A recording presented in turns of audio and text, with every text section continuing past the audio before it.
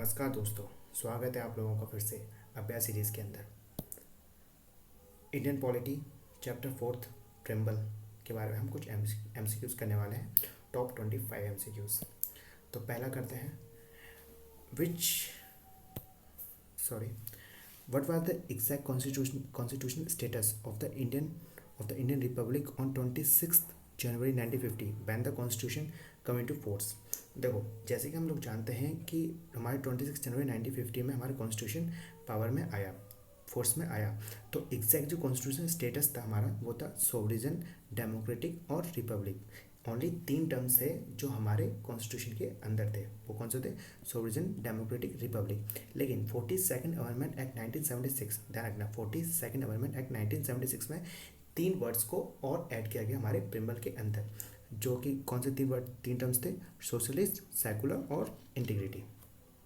Question number second, the word secular and the socialist were added to the preamble of the Indian constitution by the, अभी भी मैंने ऊपर ही बताया था, 42nd constitution amendment act 1976 के तहत हमारे 3 शब्द को जोड़ा गया था। कौन से थे? सोशलिस्ट, सेकुलर और integrity. Question number third, why which name or names is our country mention in the constitution. जैसे कि आर्टिकल 1 है, हमने आर्टिकल 1 को पढ़ा है, India that is a Bharat shall be union of the states. तो हमारा दोनों टर्म्स इंडिया और भारत दोनों, थर्ड का A. Question number fourth, in the context of the preamble of Indian constitution which of the following sequence is correct? Socialist, sovereign, socialist, secular, democratic, republic. ठीक है, sovereign, socialist, secular, democratic, republic. इसका answer fourth. ठीक। Question number 5 क्या कहते हैं हमारा, which of the following words has been added to the preamble by the 42nd amendment. अभी भी पीछे किया है आप लोगों ने, कर लोगे। कौन से थे बताओ, कौन से थे? अरे यार छोड़ो, ये आप लोगों के लिए बताना इसका answer. Consider the following statement in regard to the preamble of the constitution and select the correct one using the code given below. The objective resolution by Jawaharlal Nehru finally become preamble. बिल्कुल सही है। जैसे कि हमारा ऑब्जेक्टिव रिजोल्यूशन हमारा जवाहरलाल नेहरू के द्वारा पास किया गया था, मूव किया गया था, इंट्रोड्यूस किया गया था 13 दिसंबर 1946 में। लेकिन जब उसको पास नहीं किया, लेकिन जब नेक्स्ट सेशन था 22 जनवरी 1947, उसमें ऑब्जेक्टिव रिजोल्यूशन को अडॉप्ट कर लिया गया। बाद में जाकर यही ऑब्जेक्टिव रिजोल्यूशन हमारा कॉन्स्टिट्यूशन बनता है। ठीक है, तो पहला सही है। Second, it is a non justiciable. बिल्कुल सही है। इट कैन बी अमेंडमेंट, नहीं। अभी हमने पढ़ा है कि 42nd अमेंडमेंट एक्ट 1976 के तहत 3 शब्द को जोड़ा गया था, सोशलिस्ट, सेकुलर और इंटीग्रिटी। सोशलिस्ट, सेकुलर और इंटीग्रिटी, 3 वर्ड्स को जोड़ा गया। तो थर्ड खत्म हो जाता है। Preamble can not override the specific provision of the constitution. बिल्कुल सही है। तो इसका आंसर है 1, 2 एंड 4, ये वाला। क्वेश्चन नंबर 7 क्या कहता है, the goal of the constitution is to secure all its citizens justice, social economy, liberty of thoughts and expression, equality of opportunity and dignity of individual. बिल्कुल सही है। जैसे कि हम लोग जानते हैं कि हमारे पास 5 आइडियल्स हैं और 4 एस्पिरेशंस हैं। 4 एस्पिरेशन कौन से हैं? जस्टिस, लिबर्टी, इक्वलिटी और फ्रेटर्निटी। ठीक है, अब देखो, जो जस्टिस, अच्छा जो टर्म है जस्टिस, वो कौन से कंट्री से लिया गया है? वो लिया गया है हमारे रशिया से। अब देखो, जस्टिस है वो 3 एरियाज़ के अंदर जस्टिस की बात करता है। वो हमारा सैप, याद रखना, जस्टिस किसमें? सैप, मतलब सोशल, इकोनॉमी और पॉलिटिक्स। ठीक है, जस्टिस 3 डायमेंशंस में जस्टिस देने की बात करता है, वो है सोशल, इकोनॉमी और पॉलिटिक्स। और liberty of thoughts, expression, belief, faith and worship. ठीक है, और इक्वलिटी ऑफ स्टेटस और अपॉर्चुनिटी। फ्रेटर्निटी हमारे क्या? Ensure the dignity of individual and unity and integrity of the nation. तो इसका आंसर क्या है? All of above. ठीक है। Question number 8, how many type of the justice, liberty, equality and fraternity in that order has been mention in the preamble of the constitution of India. ये question बहुत 2018 में आया है, UP PCS 2018 में, और ये बहुत लोगों को घुमा दिया गया था। काफ़ी सारे कैंडिडेट समझ ही नहीं पा रहे थे आगे पूछना क्या चाह रहे हैं, काफ़ी सारे बच्चों को समझ में नहीं आया। ठीक है, अब देखो जस्टिस, जस्टिस बात करते हैं हमारे सैप की, SEP मतलब सोशल इकोनॉमिक पॉलिटिक्स, मतलब कितने कितने चीज़ों की बात करता है, 3, तो 3। ठीक है, फिर justice sorry liberty, thoughts, expression, believe, faith और वर्शिप, कितने की, 5, ये 5। फिर बात करते हैं हम इक्वालिटी की, इक्वालिटी स्टेटस एंड अपॉर्चुनिटी मतलब 2, और दूसरा फ्रेटर्निटी, फ्रेटर्निटी किसकी बात करते हैं हमारे, यूनिटी और इंटीग्रिटी, 1। तो 8th का ये आंसर है। Question number 9th, India is a Republic means, Republic का मतलब समझो, रिपब्लिक का मतलब ये है हमारा एक ऐसा स्टेट जिसके सुप्रीम पावर हमारे पीपल्स के पास है। मतलब ये है कि जो स्टेट का जो हेड होगा, जो स्टेट का जो हेड होगा वो इलेक्टेड होगा। कौन इलेक्ट करेगा, पीपल्स। ठीक है, रिपब्लिक का मतलब क्या है, फिर समझो, रिपब्लिक का मतलब ये है कि, रिपब्लिक का मतलब है कि जो स्टेट का जो हेड है वो पीपल्स के द्वारा इलेक्ट किया जाएगा। ठीक है, मतलब नो हेरिडेटरी रूल नहीं होगा, मतलब वहाँ पर हेरिडेटरी रूल नहीं होगा, मतलब एक ही परिवार का शासन नहीं होगा, महाराजाओं का शासन नहीं होगा। ठीक है, there is no hereditary rule in India. Question number 10th, where have the words we the peoples of the India been used in the constitution of India. हमारा जो कॉन्स्टिट्यूशन स्टार्ट होता है वो we peoples of the India से start होता है। ठीक है, Premiere of the constitution. 11th कहता है विच among the following is the correct expression of the term secular. देखो जो टर्म है, जो हमारे इंडियन कॉन्स्टिट्यूशन में जो सेकुलर पॉजिटिव कंसेप्ट को ले रखा है। ठीक है, सेकुलरिज्म का मतलब क्या होता है, सेकुलरिज्म का मतलब ये है कि स्टेट का कोई भी ऑफिशियल रिलीजन नहीं है। मतलब फिर समझो, स्टेट का कोई भी ऑफिशियल रिलीजन नहीं है, और स्टेट इक्वल ट्रीटमेंट देगा सभी रिलीजन्स को। मतलब स्टेट की नज़र में जो रिलीजन है वो सब बराबर है। ठीक है, कोई भी स्पेशल ट्रीटमेंट किसी एक पार्टिकुलर रीजन को नहीं देगा। जैसे समझ में आ गया। तो India has a many religions, correct expression ढूंढना है ना, India have religion freedom, following of the religion depend upon the will of the individual, there is a no religion of the state, ये सही है ना। Question number 12th, which among the following is not mention in the preamble to the constitution of India. देखो UP lower सब पूछ चुका है, और UP R O A R O के अंदर पूछ चुका है। ठीक है, तो मेंशन नहीं है। जस्टिस की बात करते हैं, मैंने अभी बताया था जस्टिस हमारे 3 एरियाज़ के ऊपर है। सैप, ठीक है, सोशल की बात करता है, इकोनॉमी की बात करता है, पी से पॉलिटिक्स, तो रिलीजियस जस्टिस की बात नहीं करता।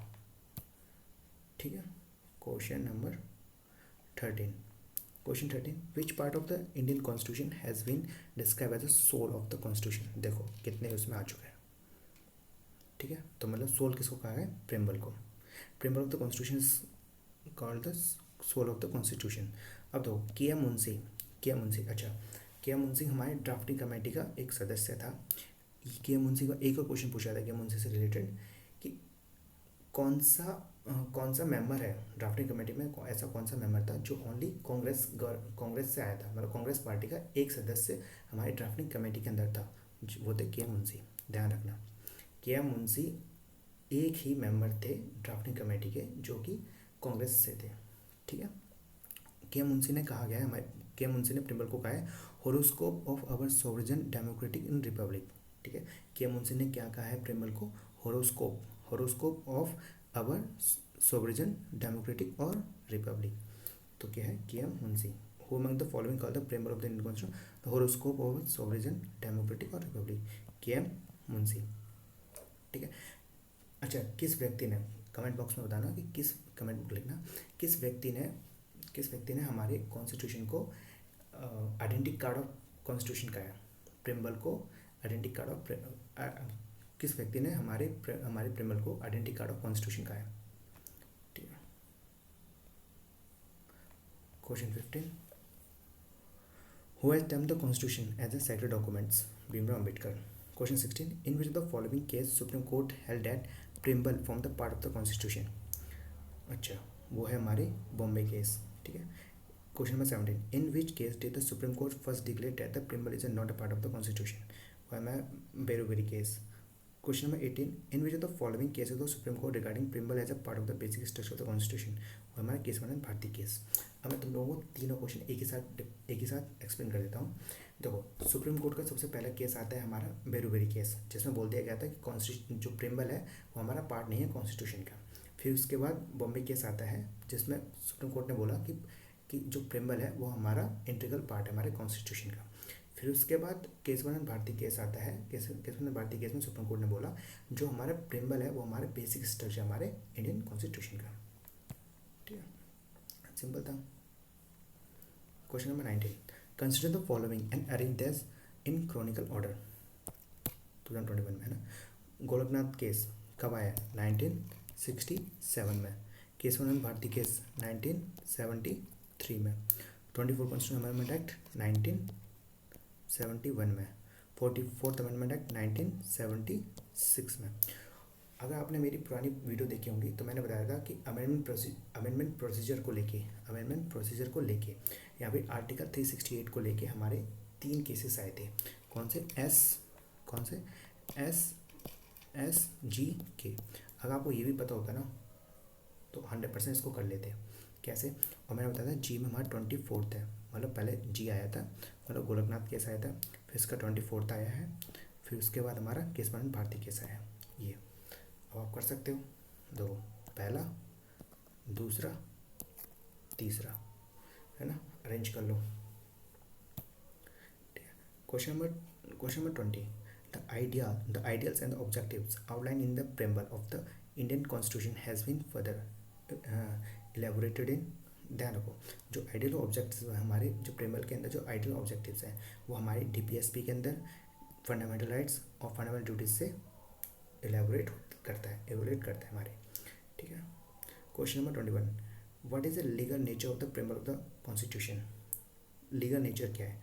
It is enforceable? नहीं भाई, it is not enforceable. Question यहीं से आया था। ध्यान रखना, प्रेम्बल का अगर कोई भी प्रोविजंस का वायलेशन होता है, प्रेम्बल का कोई भी प्रोविजन अगर वायलेशन होता है तो उसको कोर्ट के अंदर चैलेंज नहीं कर सकते, because it is not enforceable. ठीक है। क्वेश्चन नंबर 22 कहता है विच of the following is correct. Social equality is not guarantee in our constitution. नहीं भाई, मैं तुम्हें बता देता हूँ, जो सोशल इक्वलिटी है वो हमारे कॉन्स्टिट्यूशन के अंदर गारंटी दे रखी है। किसमें? Article right to equality article 14 से लेकर 18 तक। मतलब अगर जो हमें राइट्स मिले हुए हैं आर्टिकल 14 से लेकर 18 तक, अगर उसका वायलेशन होता है तो हम लोग किस में जा सकते हैं? सुप्रीम कोर्ट के अंदर डायरेक्ट जा सकते हैं। ठीक है, तो मतलब गारंटी होती है। तो इसका मतलब क्या है? Social equality is guaranteed in our constitution. Question number 23, all individuals are fully and equally humans. This principle is known as, ये है वाइज ऑफ यूनिवर्सलिज्म्स, कि जो भी जितने भी इंडिविजुअल्स हैं वो हमारे फुल्ली और इक्वली ह्यूमन हैं। ठीक है। Question number 24, the democracy of India is based on the fact that constitution is a written fundamental. देखो, सिंपल सी बात है, democracy of India based on direct principle state policy by provided. नहीं, people enjoy the right to choose the and change the government. Democracy का मतलब क्या होता है? डेमोक्रेसी का मतलब ये होता है कि पीपल्स के पास एंजॉय है कि वो गवर्नमेंट को बना सकता है और गवर्नमेंट को चेंज भी कर सकता है। ठीक है। डेमोक्रेसी मतलब डेमो का मतलब क्या होता है? डेमो का मतलब होता है पीपल्स, क्रेसी का मतलब रूल। डेमो का मतलब क्या होता है? पीपल, है ना, और क्रेसी का मतलब होता है रूल, मतलब रूल ऑफ द पीपल्स। ठीक है। Question number 25, the idea of the preamble has been borrowed in the Indian Constitution from the Constitution of। Preamble का जो आइडिया कहाँ से लिया गया है? यूएसए से। अच्छा, प्रिम्बल की जो लैंग्वेज है वो कहाँ से ली गई है? ऑस्ट्रेलिया से। कहाँ से ली गई है? ऑस्ट्रेलिया से। प्रिम्बल का आइडिया यूएसए से और प्रिम्बल की लैंग्वेज ऑस्ट्रेलिया से ली गई है। ये हमने टॉप 25 क्वेश्चंस किए हैं प्रिम्बल्स के, जो कि आपके आने वाले हर एक कॉम्पिटिटिव एग्जाम में बहुत ज़्यादा इंपॉर्टेंट होने वाले हैं। अब हम चैप्टर 5 लेकर आएंगे बहुत जल्दी।